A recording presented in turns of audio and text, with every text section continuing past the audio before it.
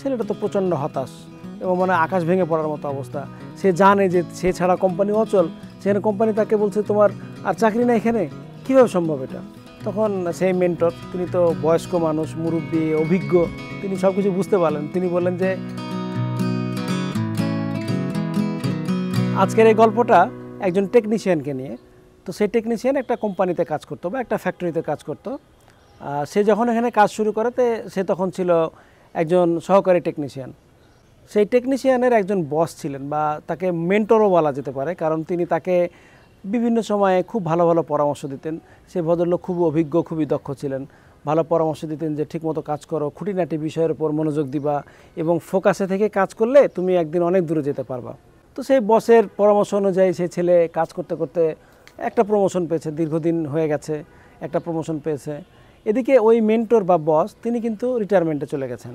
তো দীর্ঘদিন কাজ করার পরে ছেলে দেখছে যে তার আসলে যতটুকু প্রাপ্য সেটা তাকে দেয়া হয় না।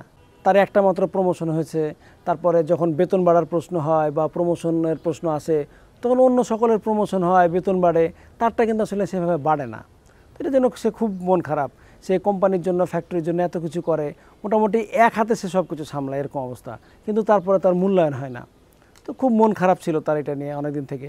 তারপর সে চিন্তা করলো যে আমার যে প্রথম জীবনে যে মেন্টর ছিলেন তার সাথে গিয়ে দেখা করি, তার সাথে একটু পরামর্শ করি যে কিভাবে আমি কাজ করলে আমার মূল্যায়নটা হবে ঠিকমতো। তো সেই মতো সে একদিন সন্ধ্যায় তার মেন্টরের বাসায় গেল। মেন্টরের বাসায় গিয়ে মেন্টরের সাথে দেখা করলো। মেন্টর তাকে বলল, কী ব্যাপার, তোমার মন এত খারাপ কেন, তোমাকে এত বিষণ্ণ দেখাচ্ছে কেন? তখন ছেলেটা বলল, দুঃখ করে বলল যে দেখেন, আপনার পরামর্শ অনুযায়ী আমি কাজ করেছি, এত কাজ করেছি যে আমি পুরো ইউনিটের সবার সমান কাজ একাই করেছি, তারপরে কিন্তু আমার মূল্যায়ন হয় না, বেতন বাড়ে না। তখন সব কিছু শোনার পরে মেন্টর বললেন যে আচ্ছা ঠিক আছে, তুমি বলো তো যে এই কোম্পানিতে তুমি কি একেবারে অপরিহার্য, খুবই অনিবার্য, তুমি ছাড়া চলবে না, তুমি ছাড়া কোম্পানি একদম অচল হয়ে যাবে? তখন ছেলে বললো, হ্যাঁ অবশ্যই, আমি তো সেভাবেই কাজ করে আসছি এবং আমি তো দেখছি যে কেউ কাজ করে না, আমি কাজ করি, তারপরে তো আমার অবস্থা, তো আমি কী করবো এখন, আপনি আমাকে একটা পরামর্শ দেন। তো সব কিছু শুনলেন তিনি। শোনার পরে বলে আচ্ছা ঠিক আছে, একটা কাজ করো, তুমি অফিস থেকে একদিন ছুটি নাও, তারপর দেখি কি হয়। তো এই কথা শোনার পরে সেই টেকনিশিয়ান যুবক আর কোনো কথা না শুনে মানে কোনো মতে এখান থেকে চলে গেলেন, কারণ তার আইডিয়াটা খুব পছন্দ হয়েছে।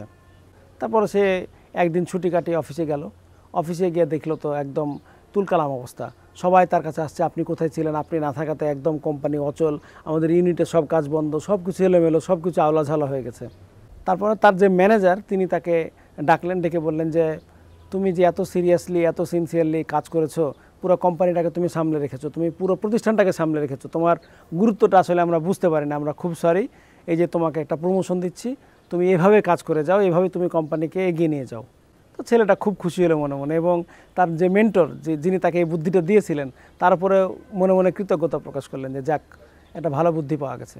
তো যাক, এভাবে চলতে থাকে। এরপর থেকে ছেলেটা যখনই মনে হয় ওই টেকনিশিয়ানের যে আমাকে আমার প্রাপ্যটা তো দেওয়া হচ্ছে না, আমার প্রতি সঠিক আচরণ করা হচ্ছে না, আমার মূল্যায়ন করা হচ্ছে না, তখনই সে কী করে, তখনই সে ছুটি নেয়। ছুটি নিয়ে ফিরে আসে, ফিরে আসার পর একটা করে প্রমোশন বাগায়।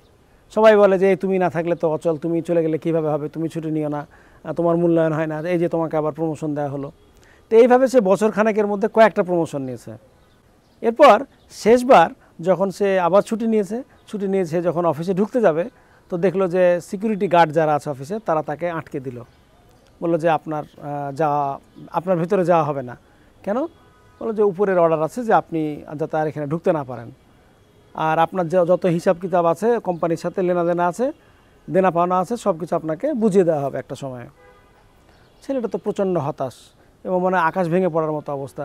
সে জানে যে সে ছাড়া কোম্পানি অচল, সেখানে কোম্পানি তাকে বলছে তোমার আর চাকরি নেই এখানে, কীভাবে সম্ভব এটা? তারপর সে আবার মন খারাপ করে তার সেই মেন্টরের কাছে গেল।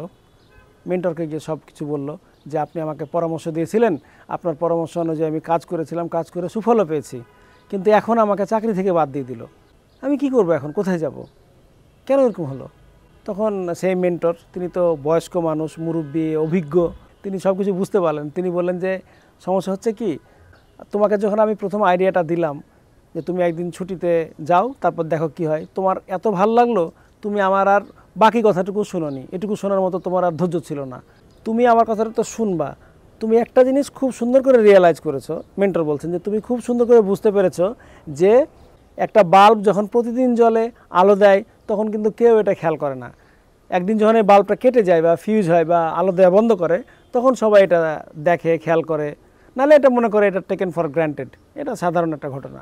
এটা তুমি বুঝতে পেরেছো এবং এটা অ্যাপ্লাই করে তুমি কিন্তু সাকসেসফুলও হয়েছো। কিন্তু পরের ব্যাপারটা যেটা তুমি শুনোনি সেটা তোমার শোনা উচিত ছিল। তখন এই টেকনিশিয়ান বলল, বলেন না আপনি আমি কি মিস করেছি, কোন গুরুত্বপূর্ণ বিষয়টা আমি ধরতে পারিনি বা মিস করেছি আপনার কাছ থেকে।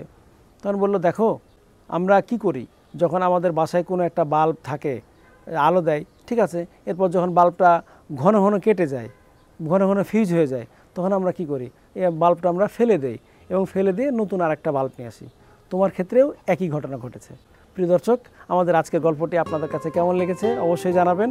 আর আগামীতে আরেকটা গল্প নিয়ে আপনাদের সামনে উপস্থিত হব। সে পর্যন্ত ভালো থাকবেন, সুস্থ থাকবেন, সুন্দর থাকবেন। ধন্যবাদ।